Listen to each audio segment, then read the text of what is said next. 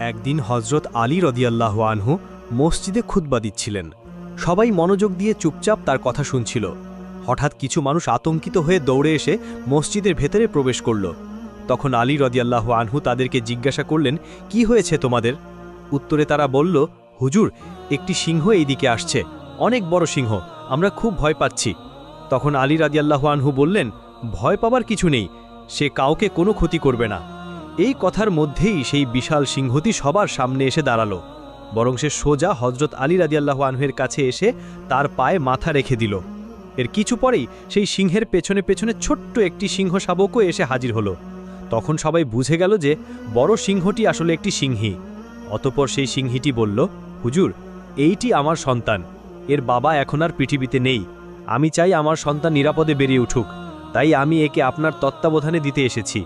তখন আলী রাদিয়াল্লাহু আনহু বললেন, তুমি যাও, তার ব্যাপারে কোনো চিন্তা করো না, আমি কথা দিচ্ছি এই সন্তান কখনো নিজেকে অসহায় ভাববে না। তখন সিংহীটি জিজ্ঞাসা করল, হুজুর, কে তাকে লালন পালন করবে?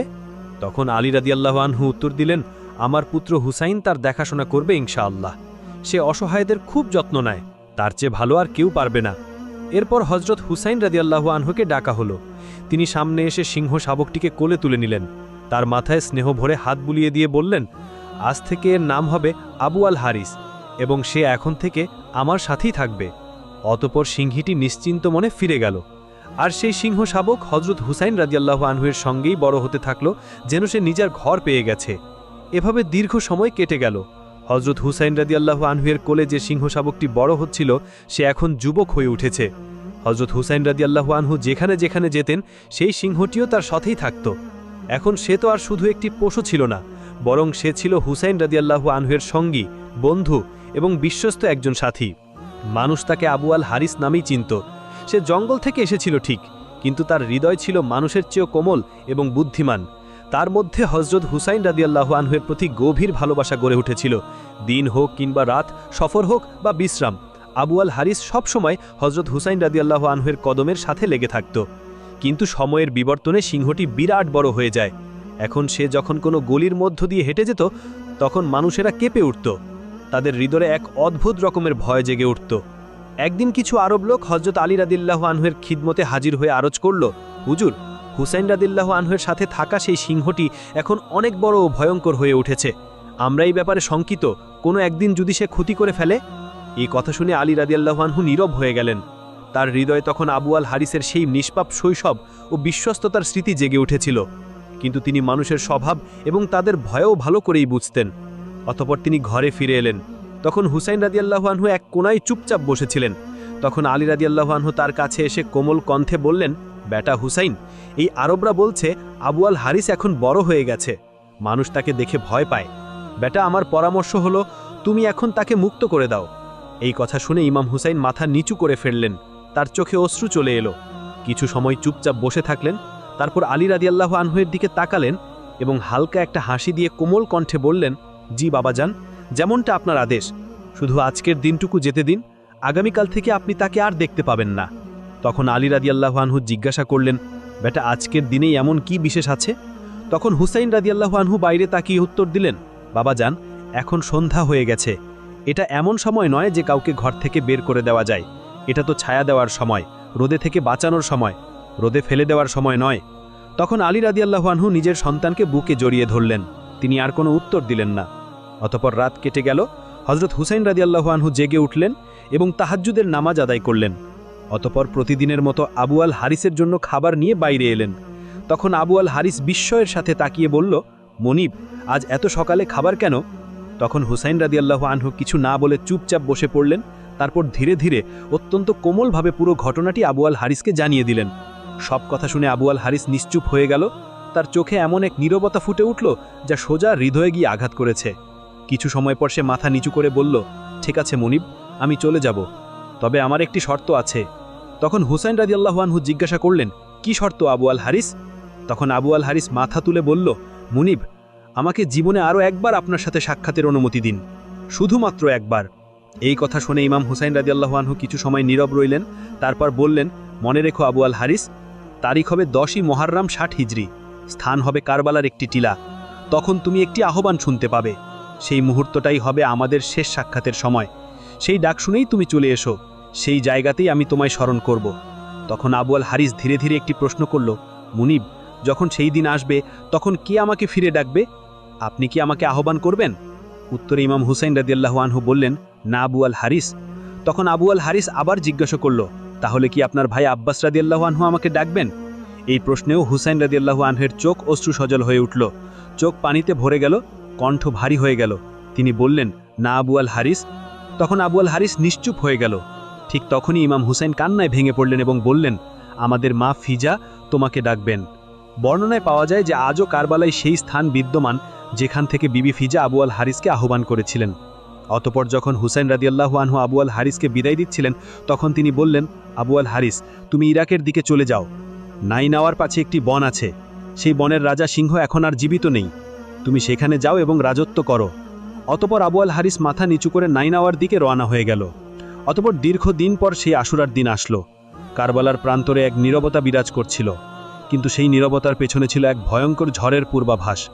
যখন হযরত হুসাইন রাদিয়াল্লাহু আনহু শহীদ হলেন, তখন উমর ইবনে সাদ এর আদেশ ছিল হুসাইনের পবিত্র দেহের উপর ঘোড়া চালানো হবে এবং তার দেহকে পদদলিত করা হবে। এই সংবাদ যখন শিবিরে পৌঁছে গেল, তখন সেখানে যেন কিয়ামতের মতো দৃশ্য দেখা দেয়। ঠিক সেই সময় বিবি ফিজা হজরত জাইনাব রাদিয়াল্লাহু আনহা এর কাছে এসে বললেন, হে আমার পবিত্র সাইয়েদা, রাসূলুল্লাহ সাল্লাল্লাহু আলাইহি ওয়াসাল্লামের এক সাহাবী ছিলেন, যিনি একবার সমুদ্রযাত্রায় বের হয়েছিলেন। তখন তাদের নৌকা ডুবে যায় এবং তারা এক দ্বীপে গিয়ে উঠেছিলেন। সেখানে তারা একটি সিংহের মুখোমুখি হয়েছিলেন। তখন সেই সাহাবী বলেছিলেন, আমাকে কষ্ট দিও না, আমি মুহাম্মদের উম্মত। তখন সিংহটি তাকে আঘাত না করে নিরাপদ পথে পৌঁছে দেয়। এই ঘটনাটি মনে করিয়ে দিয়ে বিবে ফিজা বললেন, হে আমার পবিত্র সাইয়েদা, এই এলাকাতেও একটি সিংহ আছে, তার নাম আবু আল হারিস। এটি সেই সিংহ যাকে হুসেন রাদিয়াল্লাহু আনহু ছোটবেলা থেকে নিজের হাতে লালন করেছেন, তাকে ভালোবাসা দিয়ে বড় করেছেন। যদি আপনি অনুমতি দেন, তাহলে আমি বনের দিকে গিয়ে তাকে ডেকে আনতে চাই। আমি তাকে এই জালিমদের পরিকল্পনার কথা জানাতে চাই। তখন জাইনাব রাদিয়াল্লাহু আনহা কোনো কথা না বলে মাথা নেড়ে সম্মতি দিলেন। তখন বিবি ফিজা দৌড়ে দ্রুত কারবালার প্রান্তরের দিকে এগিয়ে গেলেন।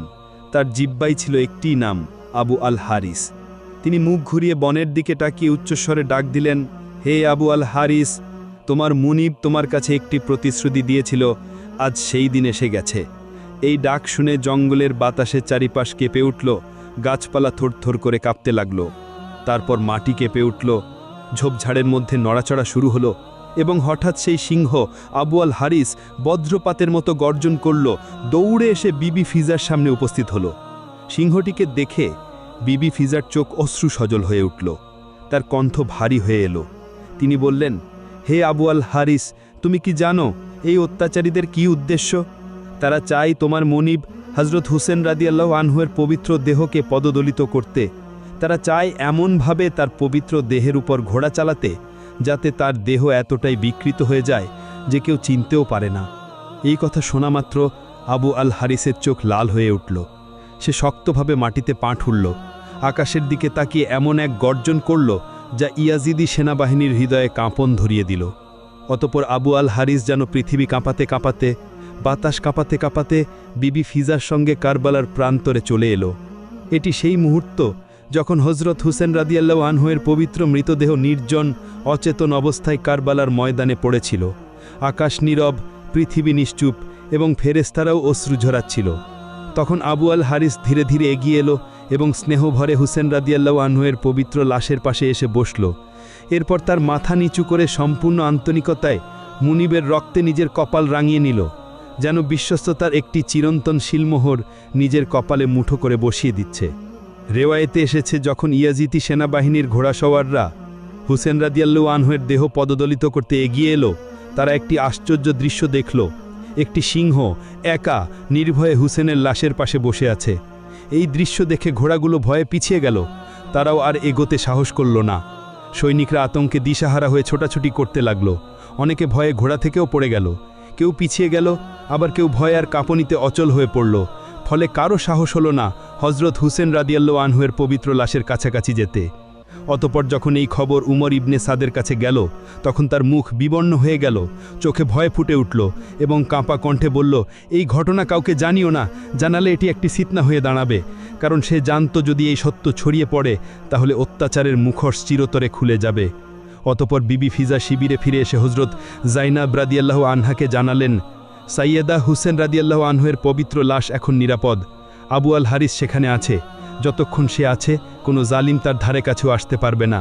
অতপর তাই ঘটল, যতদিন আবু আল হারিস কারবালার মাটিতে বসেছিল কোনো ঘোড়া, কোনো খঞ্জর, কোনো সৈনিক হুসেন রাদিয়াল্লাহু আনহুয়ের পবিত্র দেহকে পদদলিত করতে পারেনি।